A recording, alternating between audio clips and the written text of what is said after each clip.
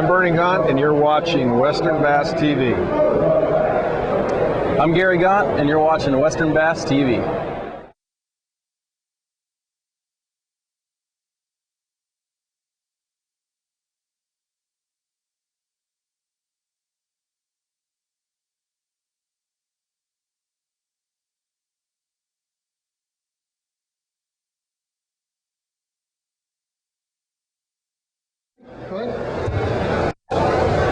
Good afternoon and welcome to International Sportsman's Expo, our third of four days of our annual stop here in Sacramento. Busy Saturday for everybody, I think. We've got had a lot of great things going on here at the demo tank. We still, if you're just joining us, upcoming, we still have Gary Dobbins coming up a little bit later, the West all-time leading money winner.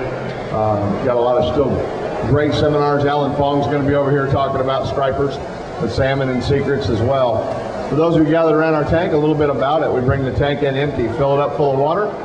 Once we get it full of water and stationary, the fish come in courtesy of the California Department of Fish and Game. They bring these fish on loan. They'll hang out with us till Sunday night, and then they get to go back to the Delta where they live.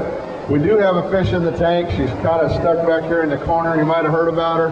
14.5-pound largemouth bass in the tank. We've got a couple around the 9.5 to 10-pound mark as well. We're going to she's doing really good, and she gets to go back to the Delta tomorrow night, back in that dirty cold water down there. For those of you gathered around the tank, you do not, sitting here, do not understand the painstaking effort it has taken me as the ISE Bass Coordinator, the phone calls, the begging, the pleading. I've called him names, I've done things to try to get him to do a sports show. And he finally agreed this year. And the reason I wanted this guy here is because I think he's one of the best fishermen on the Delta, and pretty much anybody that's ever fished against the guy will think the same thing. But not only is he one of the best fishermen on the Delta, he's also won boats on Clear Lake. He's won boats on Lake Oroville. He's very versatile. He's won 6 boats in his career already. Great fisherman. He won a boat in the Bassmasters tournament that Robert Lee won. The second one Robert won down there. He lives out in Stockton, California. He works every day for a living. He goes out and fishes on the weekends just like you guys do. He's not a full-time touring pro, but he is one of the best fishermen in the West, and obviously one of the best fishermen on the Delta. Please welcome my buddy from Stockton, California, Mr. Gary Howell.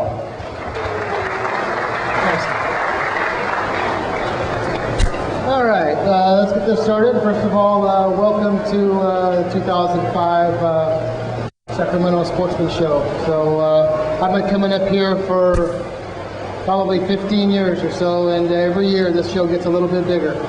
So we're gonna talk about the Delta, which is my favorite place to fish.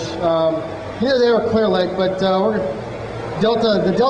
fishing in the Delta is getting bigger. The fish are getting bigger and bigger every year, and I'm not sure if there's a world record out there on the Delta yet, but I am sure that there's going to be in the next couple of years. So in order to fish the Delta consistently and consistently catch fish and for myself cash a check, you have to be a pretty versatile fisherman. All the different conditions, all the different tides that you have to learn. The tides is probably one of the biggest deal to have to deal with on the Delta. I'm going to start off by answering a couple of the questions that I'm asked the most, and that's about the tides. I get questions asked all the time about how I deal with the different tides. First of all, before you put your boat in the water every morning, you need a tide book. That's the first thing. You need to know what time high tide is. You need to know what time low tide is in the area that you're going to be fishing. Okay, each different place on the Delta, there's a chart in here that'll tell you what tide the plus or minus is on that given day. So if you're fishing in, for instance, if you're fishing in the Stockton area and high tide in Stockton is say noon, you know that 3 hours earlier it was high tide in Big Break, because there's about a 3-hour difference between Big Break and the Stockton area. So that's one thing you need to know. You need to know what time your high tide is, what time your low tide is. The second thing you need to know is there's a decibel number right next to this book, and this is as important as knowing what time the high tide is and what time the low tide is. The decibel number will tell you how many feet the water is going to move that day. Okay? 0.0 is the constant number. If you have a tide that is high tide at 9 o'clock in the morning and it's a 6-2 tide, you know that tide is going to be high, so you can fish higher tide patterns for most of the day. If you have a low tide, a minus tide, a 0.10, and it'll tell you in the book, right, what it's going to be that day. If you have a lower tide that day, you know that you need to concentrate more on that low tide. So the only other thing that I want to talk about is I get asked all the time how I run the different tides. If I chase the tides, I don't think I chase the tides as much as I run away from the tides. I really like fishing either a high tide, which is that 4 to 6 foot tide or higher. I like to fish that high tide, or I like to fish a low tide, a 1 to a minus, whatever minus number it is. The lower the better, the higher the better. I don't like fishing that 2 to 4 foot tide. It scatters the fish out too much. At high tide, you know they're going to be up on the bank. At low tide, they're going to be off on the little deeper sections of the rivers. They're going to be on the weed lines. So at high tide, you know where the fish are going to be. Most of them are going to be up on the bank. At low tide, they're going to be on the weed lines. That 2 to 4 foot tide, they can be up deep. They can be out on the weed lines already. They're all spread out, so you don't know whether to fish shallow or fish a little deeper. And that's why I don't like fishing that tide. I would rather run away from that tide. I can run away, I can run for 20 minutes, and I can catch more of whatever tide I want to run to. If it's low tide in Big Break, if it's going to be a lower tide in Big Break, I can go to Big Break, and I can concentrate more on the low tide instead of having to guess whether they're high tide or low tide. So another thing too is my favorite times to fish this on the Delta are that 6 foot tide when it goes down to maybe a minus tide. That's 7 feet of water moving in one day. Actually, in six to 7 hours. So in 6 or 7 hours, you're going to have 7 foot of water moving. Those are most of the time, most of the tournaments we have. Those are the big weight days. Those are going to be the best days. You know, as long as you have the right conditions and all that kind of stuff. Most of the big fish and big weights are caught when the most water is moving. The worst days to fish are those tides that the low tide is a 3.2 and it's coming up to a 4.2.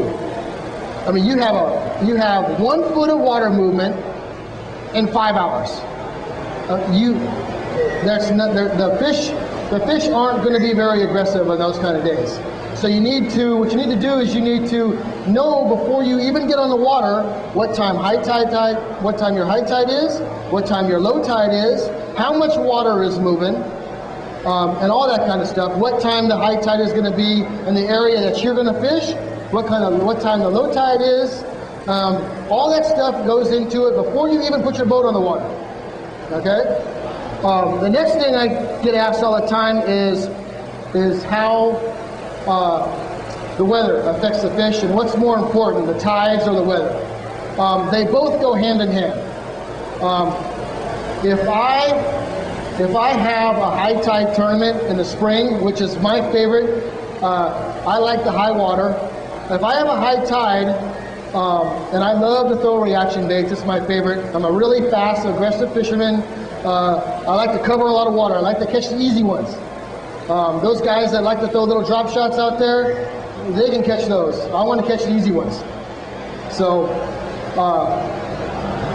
the first thing that you need to worry about when you're looking at the weather is you can have the best weather possible, you know, that warming trend that you're going to have, but if you don't have the right tide, for that warming trend, for that, if you have low water all day long, you're probably not going to catch as many reaction fish as you would if you had the warming water or the warming trend at a high tide. There's a high tide, they're going to be up on the bank, they're going to be pretty easy to, they're going to be moving around, going to be a little easy to catch.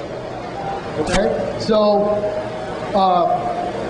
that goes hand in hand. So if you know that, let's say you have a cold front, okay, you got the rain has come in, you got the next day after a cold front, you got bluebird skies, man, it's cold, right?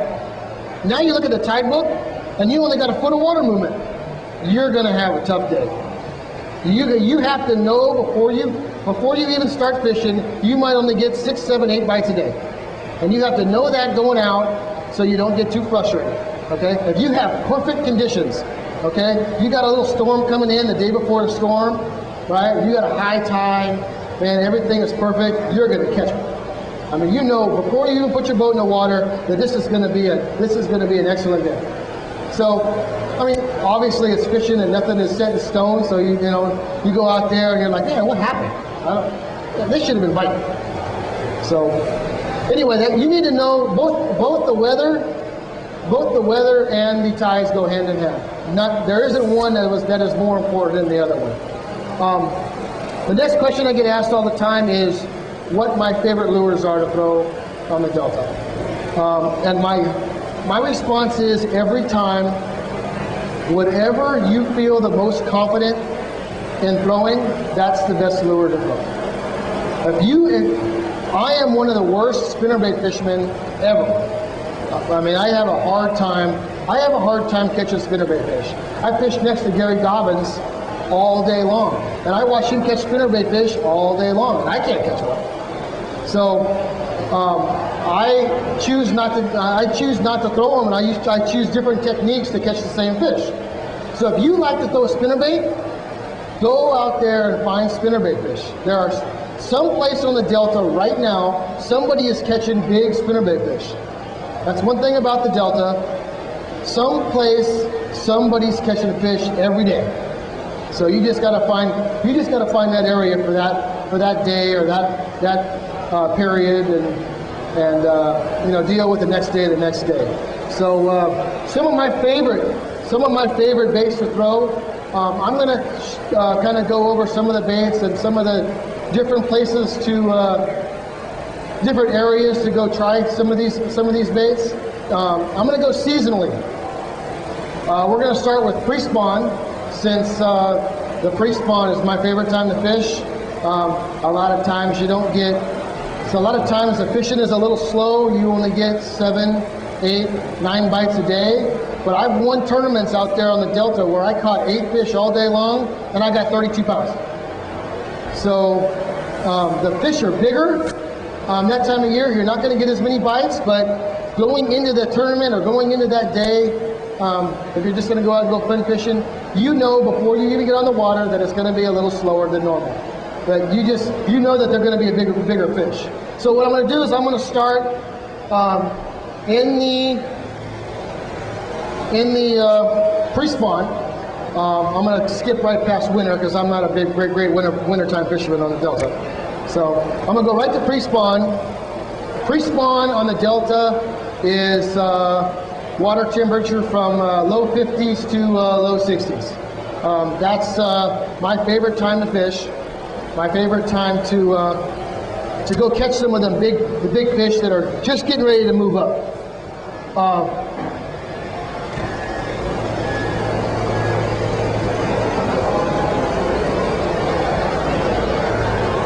This is my go-to bait right here.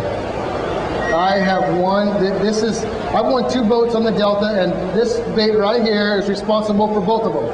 Not totally, I caught some fish other ways, but this one right here in the spring catches them. This thing, and it's a dummy bait, man. Anybody can throw this thing. You throw it out there, you crank it in. I mean, obviously, you're going to catch more if you fish the bait. You know what I mean? You throw it out there. You can tick the grass. You want to bring this bait across the grass. You want to get as close to some of these tule points as possible. You know, that kind of stuff. Yeah, good one. First one and I get a backlash. How great is that? So, this is yeah, eat that one again. This is my go-to bait right here. As soon as the water temperature is 52 degrees, that's all I want. As soon as I see that 52-degree water, I start getting excited because I know they're going to chase this bait. And, you know, barring some cold front or, you know, anything like that, high tide, I know that they're going to chase this thing. And they'll chase it a long ways.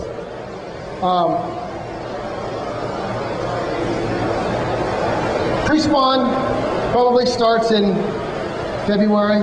It'll go through March. Like I said again, your water temperature, low 50s, low 60s. Weather conditions are huge. Tide is huge. Most of my rattle trap, most of my crankbait fishing is done at high tide. The low tide on the delta, a lot of guys like to say they like to fish the weed lines with a crankbait. But that time of year, the grass, you can't see the grass really well because it all died off during the winter, and it's really hard to see the weed lines. So I don't even bother fishing the weed lines. I wait for that high water. So good places to throw this bait. Dead end sloughs. If you start in the dead end sloughs, you know the water. If the water temperature is 52 degrees out there on the river, and you get a warming trend or something like that, or warm storm, you know that in the backs of these dead end sloughs, you might have 55, 57 degree water. I don't know about you guys, but I would much rather fish 57 degree water than 52 degree water. I'll start in the backs of the sloughs, dead end sloughs. I'll throw this thing right up on the bank, right on the rocks. And I'll fish it as slow as I have to get it to hit something. I want it hitting the rocks, I want it hitting grass, whatever is down there. If there's a piece of wood down there, I want that thing hitting something. Because as soon as it ricochets off of that grass, or it ricochets off of a stump or a big rock that's rolled into the water from the riprap on the delta, that's where you're going to get bit. Right there is where you're going to get bit. As soon as you drag that thing across that log, I got my hooks bent over, so I'm not going to get hugged, but right there, that's where you're going to get bit. If a fish is laying under there on the delta, and you bring this rattle trap right next to that piece of wood, if the conditions are right, man, they're going to munch it. So, the next one that I go to is, if they're not really aggressive,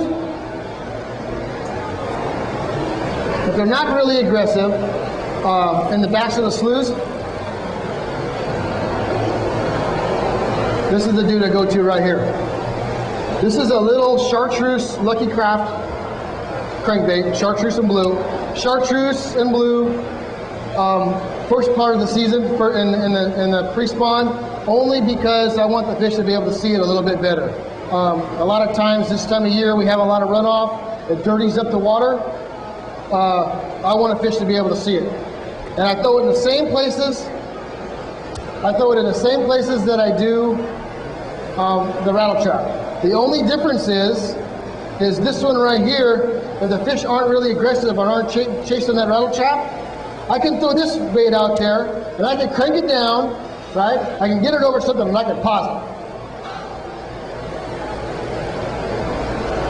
I can hit something and I pause it. There, one ate it right there. They better look out. I haven't gone fishing in about a week. I'm ready to catch one. So this is a great one. This is a great little bait right here for fishing the dead end sloughs too.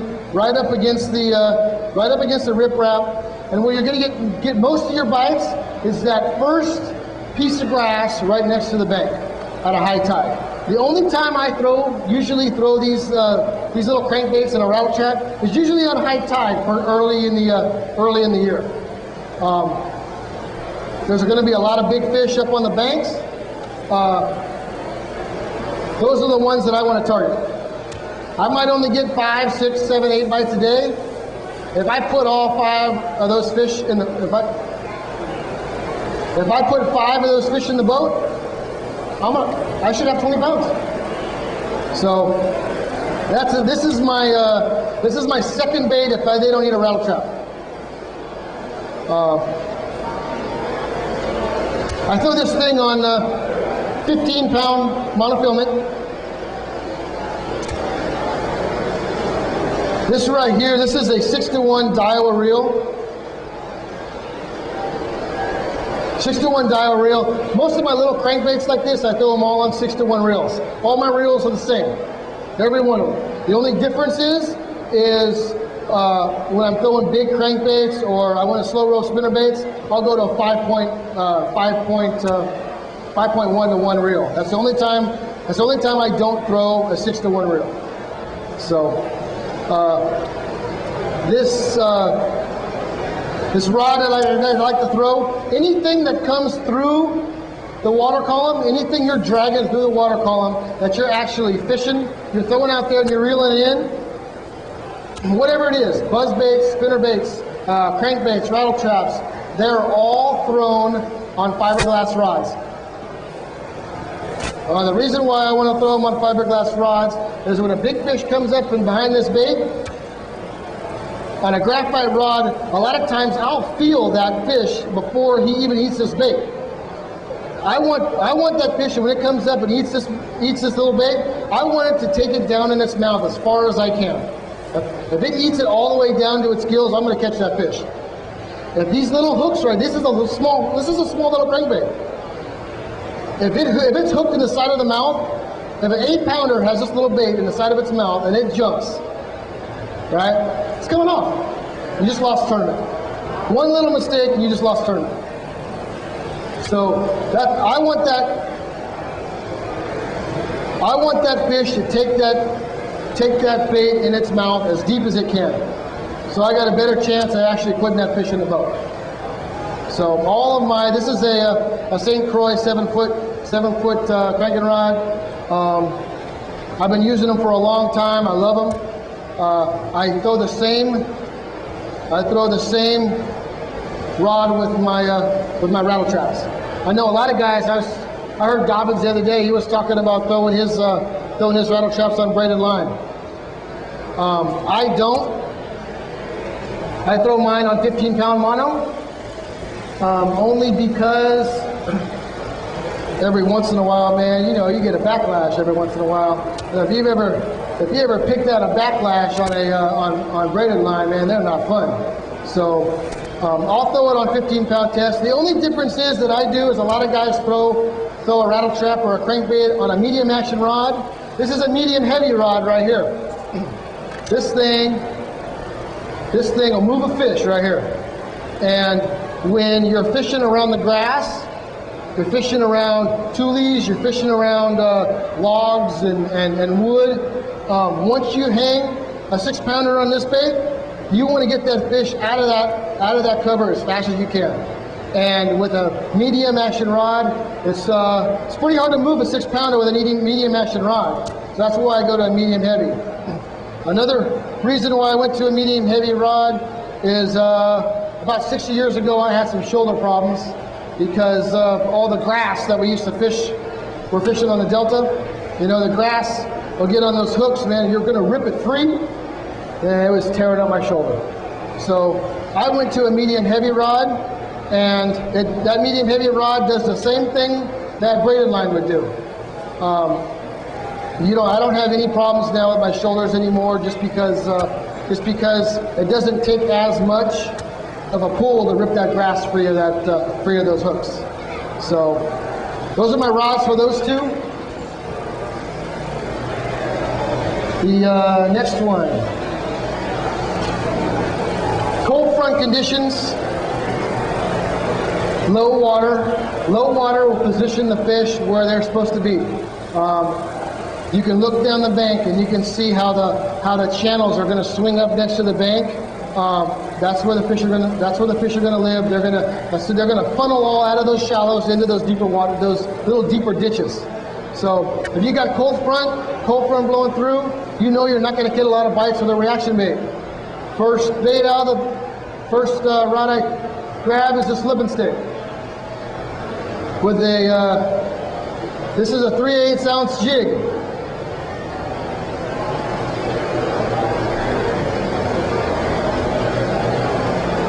One thing about flipping a jig out there, especially early, anytime, it doesn't matter. You can either, when you're flipping a jig, you can either flip it. This is flipping. You have your line in one hand. You're actually making little pitches or little underhand flips over there. You let the bait sink to the bottom. The only problem, the reason why I've got away from flipping, I do a whole lot more pitching now, is because I've had too many fish. I'll flip out there and I'm letting that thing sink to the bottom, right? Shake it a couple times, the fish don't bite it. I'm bringing it out. As I'm bringing it out of the water, a 4-pounder will come up and grab it. Now, how are you going to get a good hook set when you're like this? It's not going to happen. So that cost me a big fish last year in the Everstart tournament. The wind started blowing a little bit, and I got my boat in a little too close, and I started flipping instead of pitching, and I lifted that thing out. And as soon as I got right there, a 4-pounder come out of the water and ate it. And I never got a good hook in the fish. So that was one of those ones that got away story. So I've kind of got away to the actual flipping. What I've been working on now, or what I do a whole lot more of, is I actually pitch now. For a number of different reasons, and I'll get over that. Pitching is when you just pitch it out. It's underhand cast. Flip it out there, you let it hit the bottom, you shake it a couple times, right? And every time you pick up on that bait, you're weighing that bait in your mind, right? A lot of times they'll hit it on the fall, right? So you flip it out there, that thing is sinking down, and as soon as it hits the bottom, you're lifting it up. A lot of times you'll see that line jump, right? I feel very few bites, even with braided line, because most of my fish, I see them bite way before I ever feel them. I've had friends of mine that I actually tell them that they're getting a bite before they even know it, because I actually see the line jump, or I see the line swimming away, that kind of deal. So now most of my fishing is all done pitching now.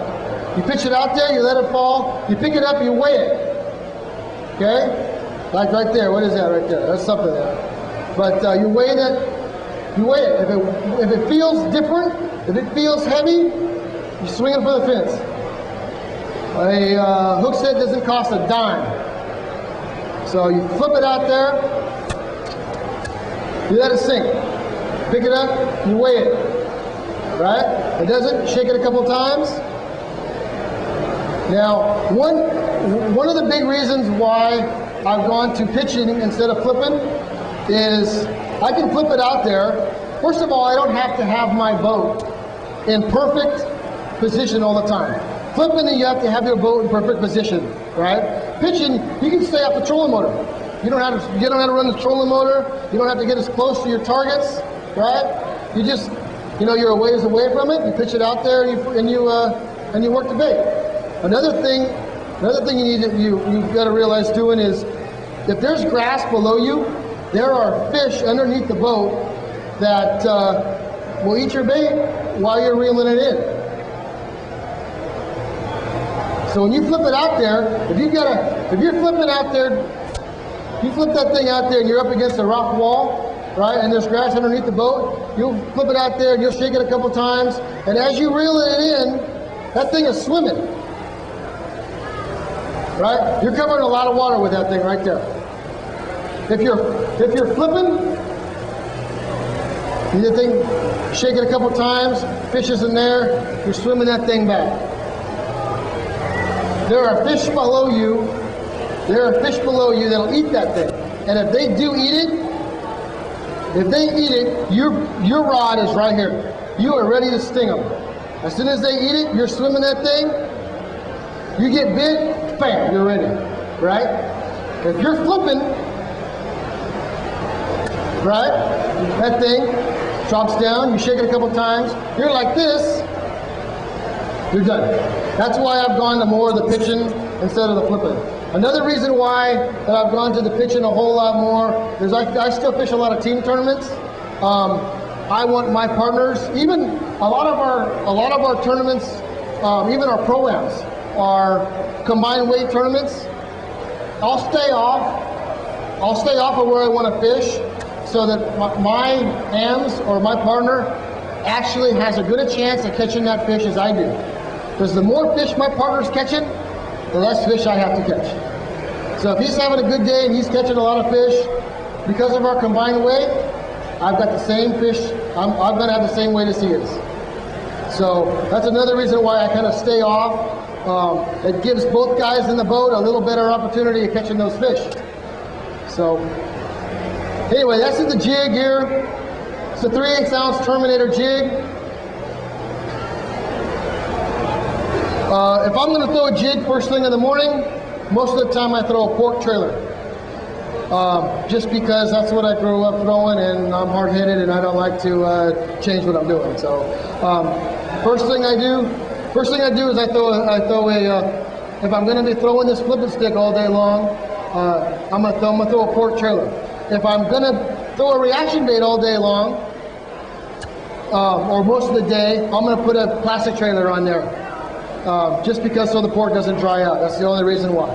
So if I would prefer throwing pork over plastic, just because I've caught so many big fish on pork trailers that that's just my own thing. So one great thing about this Terminator jig is it's got this little stopper on it. When the bait turns around, it's got a little stopper on there, so the pork won't wrap around on your hook, and you won't catch that pork on that hook. I mean, I've had a lot of fishermen say that pork wraps around, and you can't get a good hook set when that jig is wrapped around that hook. The hook point won't penetrate that piece of pork. So that stopper on that jig prevents that piece of pork from turning over sideways and covering up that hook. Most of my jigs, because I like to fish in the tulies and I like to fish out there off the bank, most of my fishing is done with braid. This is 50-pound braid. I use braid 75% of the time. The only time I don't use braid is when I'm fishing up against the levee walls. That's the only time I don't. When I'm around the rocks, I use monofilament. Otherwise, every other time where I'm fishing, flipping wood, I'm flipping grass, whatever it is, I use 50-pound braid. So another thing that I like to do with my braid is we all know that if you use braid, it fades after a while after you use it. It'll turn white, or it'll turn kind of like a gray color or whatever. I always take a magic marker and I'll paint the first 5 feet either black or green. Take a magic marker, rub it on the line. It stops it from being white. So same 6.1 the reel, or 6.1 reel, same rod. Well, actually the rod. This is a 710 St. Croix flipping stick. This is my favorite rod that I throw right here. I love this rod. This is my favorite one. It's got all kinds of backbone. I mean, this thing right here with the braided line, and when you hang a big fish, you're going to move that fish right now. And if you're fishing up around any tulies or any grass or whatever, you want to get that fish out of that big fish out of those snags as fast as you can. You want to get that thing in the boat, man. So anyway, that's the jig that I throw. The other bait I like to throw, especially when I'm like I know I'm going to be doing a lot of swimming baits. This is a brush hog. This is another one of my favorites. I've won a lot of money on this one too. So I always start off just about every day. If I don't know what the watercolor is, I don't know what the water conditions are, I always throw green pumpkin. It is my favorite color. So a green pumpkin brush hog works great in off-colored water. It works great in the clearer water. The only time that I don't throw a green pumpkin brush hog is probably first thing early in the year when the water is pretty stained still because of all the runoff. I'll throw a June bug or a black and blue or a black and red brush hog then. Same thing. You flip it out there, you lift it up, you weigh it. If the fish doesn't have it, you can almost swim it back in. And as soon as you get it past, you get it up close, then you can reel it back in. You reel it in. Flip it out there, you lift it up, and you weigh in it. If it doesn't weigh, if it weighs different, you're automatically swinging for the fins. So, this brush hog is tied to a 5-aught Gamakatsu. One thing about braided line, and I was going to mention this before, when I first started using braided line, I had a lot of problems. Knots, line slipping, that kind of stuff. I went to a saltwater guy, and he told me a perfect knot to take care of any of that kind of stuff. It's called a double Palomar knot. It's got 4 pieces of line wrapped around the hook. Actually, if you tie a Palomar 2 times. You got 4 pieces of line wrapped around that hook. So if one line slips in that line guide, you still got 3 more lines to catch that fish. So it's just a one knot that I learned from a saltwater guy, and that's the knot I throw. Every time I throw braided line, I throw that same knot. So I know it saved me a few fish. I've even watched on TV where they set the hook and the line actually came through the guide, or came through the line tie, and some of these guys are bed fishing, man, and they lose a big fish just because they didn't have this knot. So one of my only knot I throw when I'm throwing braided line. So another thing that's a big thing going on right now is a tungsten weight. Smaller in diameter than lead, better for the environment than lead. It's harder than lead. It's smaller. I mean, it's just the latest craze about on going to worm weights. So same 50-pound test, spider wire, same flip and stick as the jig. You fish it kind of the same way as I would before. Whatever there is, you throw it up there next to the rocks or whatever, up there next to the stump or whatever you're fishing, a piece of wood, right? You weigh it a couple times, you shake it a couple times, swim it back. A fish will eat that thing when you're swimming it back. And if he does, you're already ready to set the hook. You don't have a bunch of line in your hand.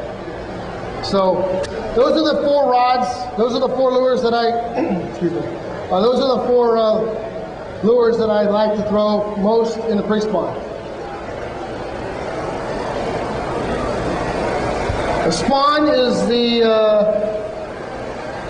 next season. It goes from, I would say it goes from March. There'll be fish spawning in March all the way. There'll be some spawning in June too, but we're going to call April and May the best time for bed fish and spawner fish. So again, the first rod on my deck, first rod I grab is this rattle trap. I don't know why a bed fish loves to eat this thing, but it does. If you throw this thing next to a bed and you know that fish is there, I don't know why they come out and crush that thing, but they do. So that's the same rod, same line, same everything. The next one I like that I throw is a little crankbait. We're getting into some warmer weather now and the grass is starting to grow. And this little CB200 now is going to dive, especially when you're up on the flats.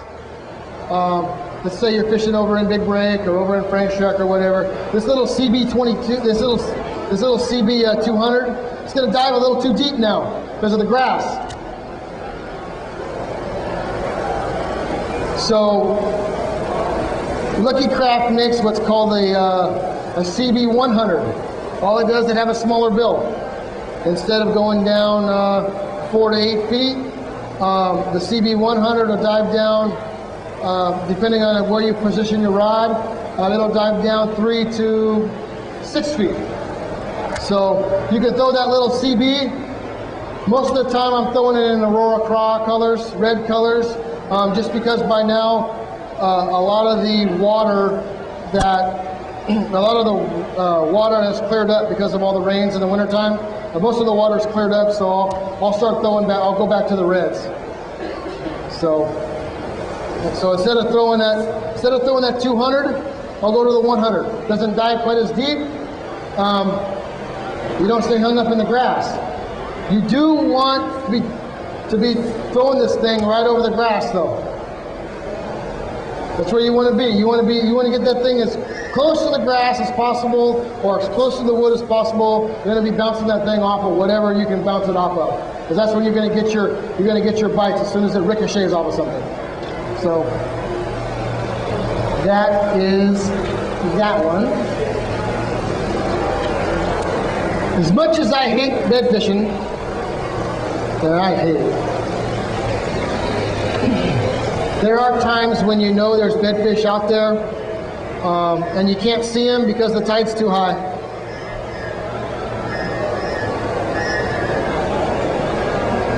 This is my bait that I throw throughout the spawning season.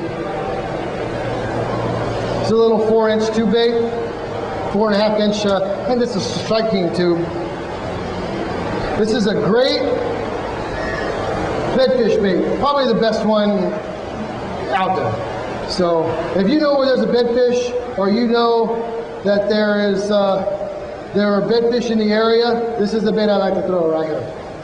So one reason why I like to throw this thing, this little tube bait, is there'll be a lot of times when you're on the delta,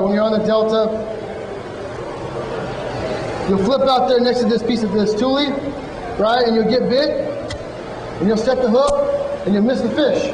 That's because they're bedfish. There's probably a bedfish there. The reason why you didn't catch the fish is because that fish, your bait might have been a little too big for it, and all it did is it came up and it grabbed it back into your bait.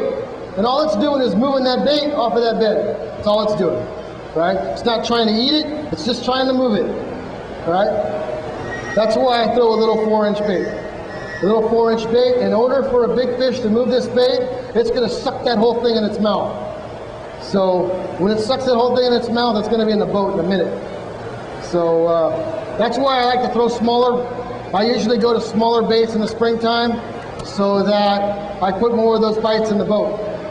You know, I know guys that go out there and throw 10-inch power worms, right? I mean, I don't know how many times I've been bed fishing. I don't know how many times I've been bed fishing, even with a little tube bait like this, and I watch 10-pounders grab just a tail like that and swimming it away. I don't know how many times that's happened. So that's why I like to scale down and I throw small bait. Biggest fish I caught on this thing was maybe 10 pounds. I know I caught a 9.79 or something in a one bass tournament last year on the Delta. Throwing this bait, throwing the same setup right here. Same hook, same weight, same line, same 710 flipping stick, heavy power flipping stick, same everything. That is that one. The next one is, because we fish on the Delta so often, we have so many tournaments in the spring out there, you almost, as much as I hate bed fishing, you almost have to bed fish in order to win tournaments out there. So if you can't see the bed fish and you know the bed fish is there, or you got this bed fish marked, this is one of the best baits out there, man, Cinco. You know it's out there. You know that big fish is out there. You know that fish is sitting in that hole. You throw that, especially the bigger holes in the grass. That's where I like to throw this. I like to throw this Cinco here. You people don't know how hard it is for me to throw a Cinco. This thing drives me nuts. I have no patience for this thing. It takes forever to get to the bottom. I got no patience. But if I know there's a big fish there and I know it's a catchable fish, I've got all the patience in the world. So every once in a while, especially if you know there's a bed fish there, that fish sitting on that bed there will not eat that bait. Another trick that we like to do is we'll rig this thing wacky style. That's another way. One good way, oh man. One good thing about that is the hook is right in the center of the bait. That way if that fish grabs one end, it's got a better opportunity of getting the hook. And that's a 6-inch bait there. I want that fish getting the hook. Because they are, big bed fish are notorious for coming up and only grabbing the back of the bait. So, never grabbing a hook. Anyway, this is a 5-aught Gamakatsu EWG hook. Most of the time when I'm throwing this, most of the time I throw it weedless.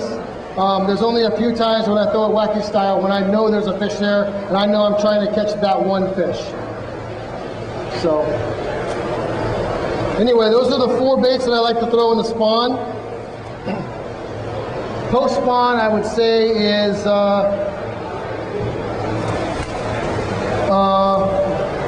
anywhere from, say, March, maybe April, May. Some fish are going to be spawning in March already. They'll be done, but most of them aren't going to be finished until, say, May or June. And water temperature will probably be anything over 70 degrees.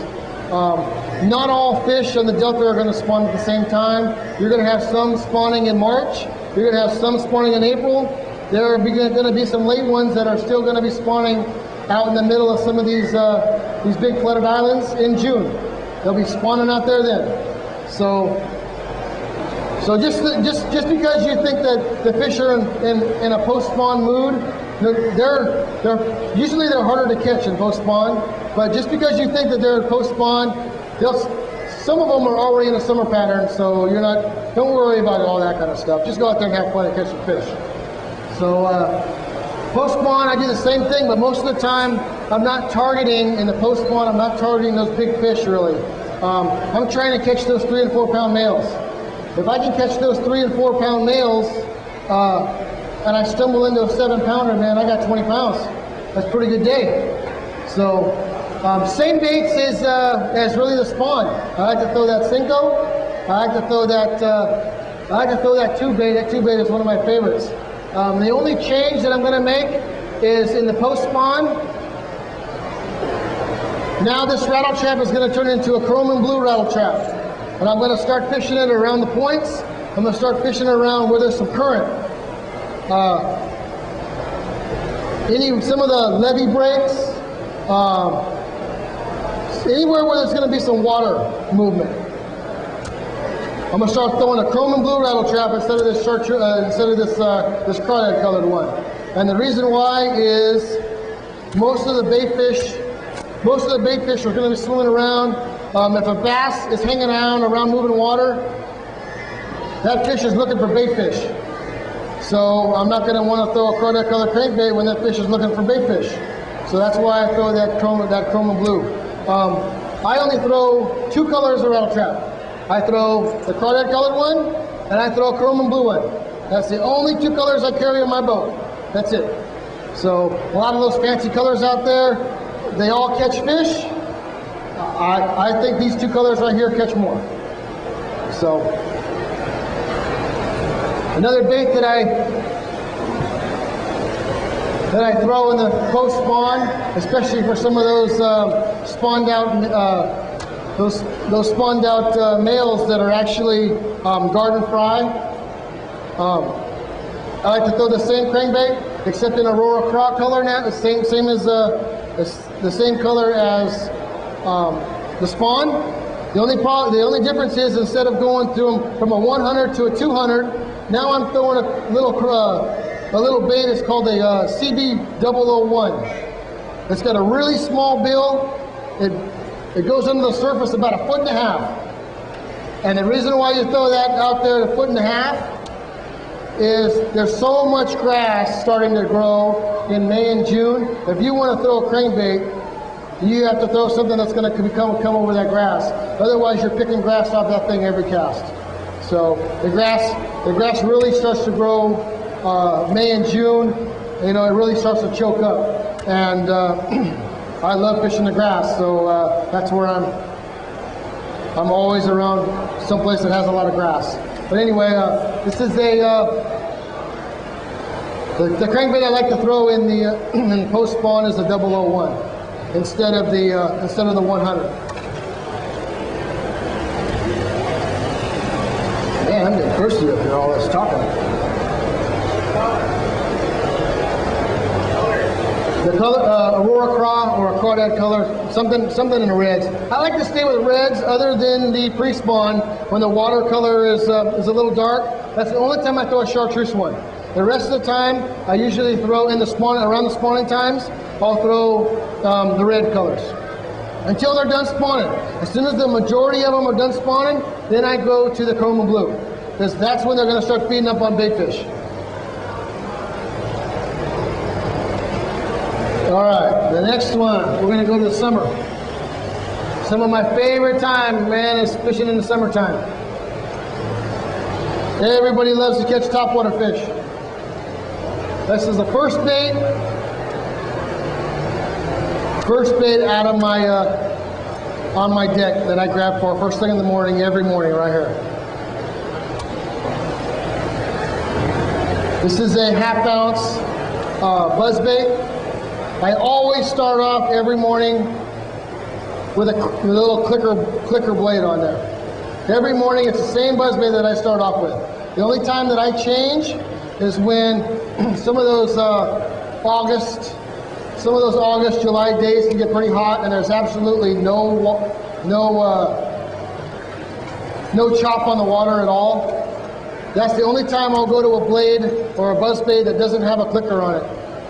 All the other times I love to throw the clicker. If the winds come up pretty good, and there's a pretty good chop on the water, I'll go to a 4-bladed metal buzz bait. You can bend the blades back on that metal buzz bait, and it makes a lot of noise. So, another thing that I always start off with, every time you go in the water, you should have something, a starting point. Okay, you need to start with something that you know is going to be working, right? One thing that I always start off with is a black buzz bait. Every morning, black buzz bait. I'll throw that black buzz bait until I have 2 fish miss this bait. As soon as I have 2 fish miss this bait, then I go to a chartreuse and white one, and that's the one I throw the rest of the day, if I'm throwing it all day long. So I know I had a tournament last year. I started throwing this black buzz bait first thing in the morning, and everyone ate this buzz bait. And I hooked every one of them. I had 2 fish come up and blow up on that buzz bait, and I missed 2 in a row. I picked up a white and chartreuse buzz bait, never missed one the rest of the day. I threw it all day long. I threw a buzz bait till about 1 o'clock, all day. And the reason why I like to throw a black buzz bait first thing in the morning, this black buzz bait shows up better in the water. The fish in the summertime are going to be most aggressive first thing in the morning. So I want those fish to make sure they see this bait. I want them to get a good mouthful when they come up and bite this thing. And because they're so aggressive, they'll eat that thing. A lot of times as soon as the sun comes up, they get too good a look at it, they'll come up to it when the sun's out, and they'll make a U-turn as soon as they get to it. And you'll see them blow up on it, and they'll miss them. They'll blow up on it, and they'll blow up behind it, and they won't eat it. I think they get too good a look at that black buzz bait. That's when I go to a white and chartreuse one. And after that, you should catch every one of them after that. So I always throw a buzz bait with a trailer hook. Every time I throw a buzzbait, I throw it with a trailer hook. This is a little C-wash, 3/0 C-wash hook. The little stopper on there to keep it on there. So this is my black buzzbait that I start off with every morning. There's been days when I start off with a black buzzbait and I'm catching every one that bites. I throw this black buzzbait even when the sun's out. As long as they're eating it, I'm not going to put it down. As soon as they start blowing up on it and missing it, then I'm going to go to a chartreuse and white buzzbait. So this buzzbait is tied to 20-pound mono. A lot of guys like to throw it on braid. I don't like to throw it on braid because I've had to pick out too many braid backlashes, man, and I'm not going to do that. So I have never had any problems just throwing a 20-pound braid, so that's what I stick with. Same heavy action fiberglass rod. Everything that comes through the water is with fiberglass rod. Same rod as on my crankbaits right here. Most of the time I'm on the Delta, I really beef up all my stuff, all my equipment. I throw heavier equipment than I do on the lakes, just because you need to move that fish when it bites, and the fish are bigger on the Delta. I mean, you're not going to throw some of this heavy stuff trying to fish for spotted bass on some of the lakes. So fish are bigger on the Delta, so I go for bigger stuff. I go for heavier equipment. Next one I like to throw in the summertime is a snag-proof frog. This is a lot of guys' favorite lure right here. This is one of Bobby's new tournament frogs.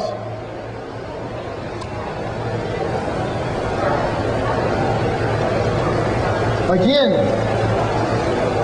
black one, first thing in the morning. As soon as I have a couple miss it, right to the white one.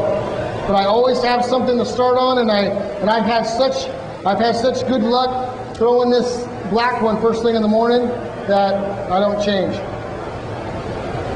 One thing great about this new frog, you don't have to doctor it up. Before we had to cut off the legs and we had to thin out the skirt to get it to walk the dog. You can actually walk the dog now with this thing, just like you do a Zara spook. That kind of makes a Zara spook on the Delta kind of obsolete now. You don't need to throw a Zara spook. You got a frog to do that. And what's even better about that is it's a weedless. So you can come right through the cover with this thing. So 50-pound braid, that same double Palomar knot.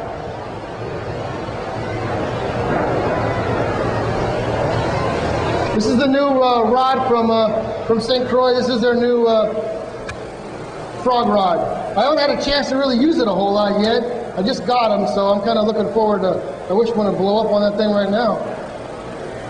So this is a new rod. It feels really good so far. I'm kind of looking forward to getting out there and throwing this thing a little bit around. Anyway, this is the frog. One of my favorite baits to throw in the summertime.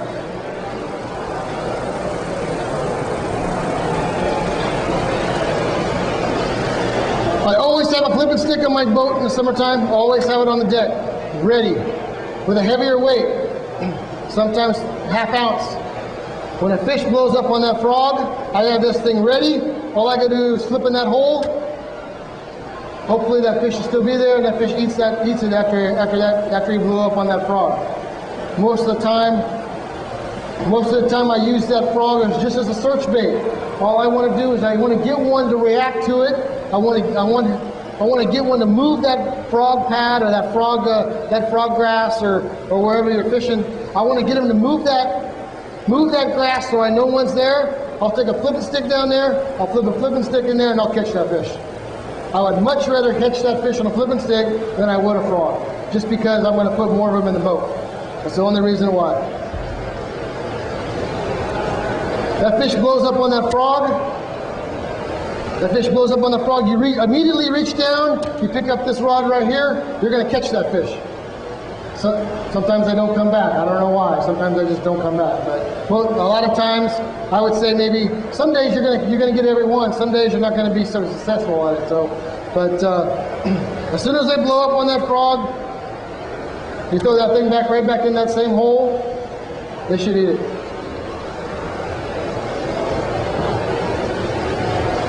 The next one in the summertime, there's only 2 rods that I have on my boat all year long. A rattle trap and a flipping stick. Rattle trap, same chrome and blue rattle trap though. You're trying to get next to some current. That time of year, the water's starting to get hot. It's going to be up in the 80s, 85 some places. Those fish probably aren't going to be very aggressive later on in the day unless you find some current somewhere. If you find some current, that's like an air conditioner to the fish on the delta during the summertime. They like that moving water, cools them down a little bit. It also brings bait fish right to them. That's what they want. They want easy meals. So if you're bringing this rattle trap or whatever right next to a little grass point or something, you see a little point out there with grass, and you're bringing this rattle trap through there. A big fish ought to run out there and crush this rattle trap. Again, it's a chrome and blue rattle trap in the summertime. Most of the fish in the summertime that are next to the current are feeding on bait fish. That's why you want to throw a chrome and blue one instead of this red one. The fall is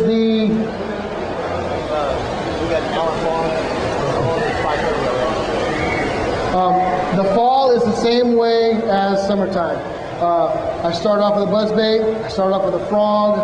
I always have a flipping stick on my deck. We're waiting for a fish to blow up on either one of those baits. I do a lot of topwater fishing in the summertime. It's my favorite way to fish.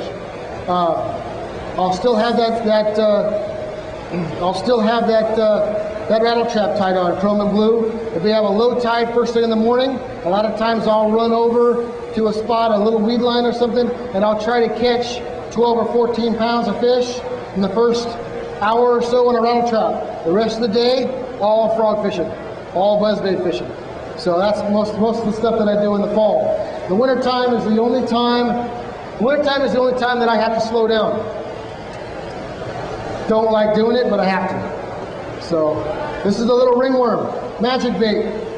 This is magic bait. Whenever I need a bite, magic bait right there. I don't know how many times this little bait right here, I needed one more bite to fill out a limit. This little bait saved me. You got to fish it really slow wintertime. Throw it out there, 8, 10, 12 foot of water, let it sink to the bottom, you fish it really slow. The same thing with my tube baits. I like to throw a tube bait at the same time of year around a lot of the boat docks that we have. I'll throw that little tube bait. And the only other thing that I have to talk about is, for some reason, in the dead of winter, we get a water temperature of 44 degrees. For some reason, every once in a while, them fish will chase a rattle trap, and I don't know why. I mean, most of the time you think about fishing in the wintertime, you got to slow down. You got to fish that aren't very aggressive. But sometimes I have days out there when I catch 20 or 30 on a rattle trap. I don't know why, but it's one of my favorite baits. So if they're eating it, I'm throwing it. So I guess that just about wraps it up. Thanks for coming out and seeing me, and enjoy the show.